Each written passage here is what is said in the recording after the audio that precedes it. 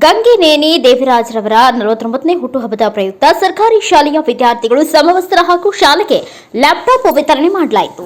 ಹೌದು, ಗಂಗಿನೇನಿ ದೇವರಾಜ್ರವರ 49ನೇ ಹುಟ್ಟುಹಬ್ಬದ ಪ್ರಯುಕ್ತ ಪಲ್ಲವರಾಯ ಗ್ರಾಮಾಂತರ ಪ್ರೌಢಶಾಲೆಗೆ ಲ್ಯಾಪ್ಟಾಪ್ ನೀಡಿದರು. ಅದೇ ರೀತಿ ನಾಗಲಮಡಕೆಯ ವಿವೇಕಾನಂದ ಗ್ರಾಮಾಂತರ ಪ್ರೌಢಶಾಲೆಯಲ್ಲಿ ವಿದ್ಯಾರ್ಥಿಗಳಿಗೆ ಸಮವಸ್ತ್ರ ವಿತರಿಸಲಾಯಿತು. ನಂತರ ಮಾತನಾಡಿದ ಗಂಗಿನೇನಿ ದೇವರಾಜ್ರವರು, ನಾನು ವಿವೇಕಾನಂದ, ಅಬ್ದುಲ್ ಕಲಾಂ ಹಾಗೂ ಮದರ್ ತೆರೇಸಾ ಅವರ ಮಾರ್ಗದರ್ಶನವನ್ನ ತೆಗೆದುಕೊಂಡು ಕೆಲವೊಂದು ಸೇವೆ ಕಾರ್ಯಕ್ರಮಗಳನ್ನ ಮಾಡುತ್ತಾ ಬಂದಿರುತ್ತೇನೆ.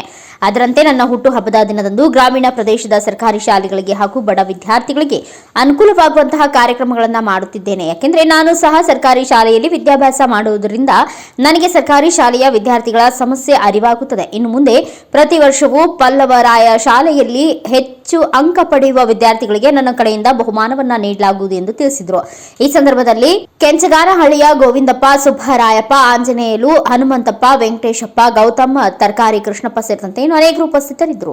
Anil Yadav, NKS TV4 news, Pavagada.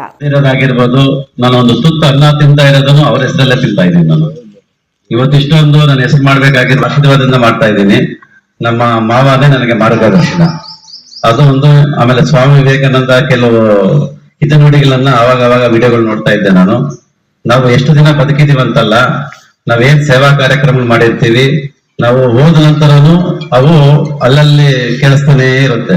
ಇವತ್ತು ನಮ್ಮ ಸ್ವಾಮಿ ವಿವೇಕಾನಂದ ಆಗಿರ್ಬೋದು, ಅಬ್ದುಲ್ ಕಲಾಂ ಆಗಿರ್ಬೋದು, ಮದರ್ ತೆರೇಸಾ ಆಗಿರ್ಬೋದು, ಅವರು ಎಲ್ಲವೂ ಜೀವನದಲ್ಲಿ ಇಲ್ಲದೆ ಇದ್ರೂ ಪ್ರತಿಯೊಂದಿದ್ರಲ್ಲೂ ನೆನ್ಸ್ಕೊಳ್ತಾ ಇರ್ತಾರೆ. ಇಂಥವ್ರಿದ್ರಪ್ಪ ಇಂಥ ಕೆಲಸ ಮಾಡಿದ್ರು, ಇಂಥ ಮಾತುಗಳು ಹೇಳ್ತಾ ಇದ್ರು ಅಂತ ಅವರ ಮಾರ್ಗದರ್ಶನ ತಗೊಂಡು ಕೆಲವೊಂದು ಸೇವಾ ಕಾರ್ಯಕ್ರಮ ಮಾಡ್ತಾ ಇದ್ದೀನಿ.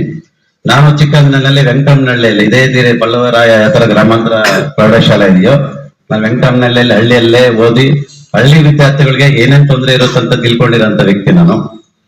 ಆಮೇಲೆ ಇಲ್ಲಿ 8, 9, 10 ನಾನು ಜೂನಿಯರ್ ಕಾಲೇಜಿನಲ್ಲಿ ಒಂದೊಂದು ಸೆಕ್ಷನ್ ಅಲ್ಲಿ 100-120 ಜನ ಇರೋರು. ಈಗೇನು ಕಡಿಮೆ ಸೆಕ್ಷನ್ ಮಾಡ್ಕೊಂಡು 30-50 ಜನ ಮಾಡ್ತಾರೆ.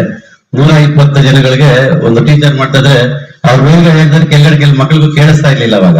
ಅಷ್ಟೊಂದು ದೊಡ್ಡ ಸ್ಟ್ರೆಂತ್ಗಳಿರೋದು. ಆ ಇದ್ರಲ್ಲಿ ಓದ್ಕೊಂಡು ಹೋಗಿ ಅಂತ ಸ್ಕೂಲ್ಗಳಲ್ಲಿ ಕಾಲೇಜುಗಳಲ್ಲಿ ಓದ್ಕೊಂಡ್ ಬಂದು ನನಗೆ ಈ ಸ್ಕೂಲ್ಗಳಲ್ಲಿ ಏನೇನು ನ್ಯೂನತೆಗಳಿದೆ ಅಂತ ತಿಳ್ಕೊಂಡಿರ್ತೀನಿ ನಾನು. ಮೊದಲಿಂದನೂ ನಾನು ಸುಧಾಕರ್ ಮತ್ತೆ ಗಂಗಾಧರ್ ಹತ್ರ ಹೇಳ್ತಾ ಇದ್ದೆ, ಪಲ್ವೇಲ ಸ್ಕೂಲ್ಗೆ ಏನಾದ್ರು ಒಂದು ನಾನು ಕಾಣಿಕೆ ಕೊಡ್ಬೇಕಂತ ಮೊದಲಿಂದ ನಮ್ಮ ಮನಸ್ಸಲ್ಲಿತ್ತು. ಈ ದಿನಗಳಲ್ಲಿ ಒಂದು ನನ್ನ ರವಿ ಸರ್ ಕೇಳಿದಾಗ ನಮ್ಮ ಸ್ಕೂಲ್ಗೆ ಒಂದು ಲ್ಯಾಪ್ಟಾಪ್ ಕೊರತೆ ಇದೆ. ಟೋಟಲ್ ನಮ್ಮ ಸ್ಕೂಲ್ಗೆ ಏನೇನು ಇದೆ, ಕೆಲವು ರೆಕಾರ್ಡ್ಸ್ ಎಲ್ಲ ಇದೆ, ರೆಕಾರ್ಡ್ಸ್ ಎಲ್ಲ ಇಟ್ಕೊಂಡು ನಾವು ಅದನ್ನ ಕಾಪಾಡ್ಕೊಳಕ್ ಆಗೋದಿಲ್ಲ.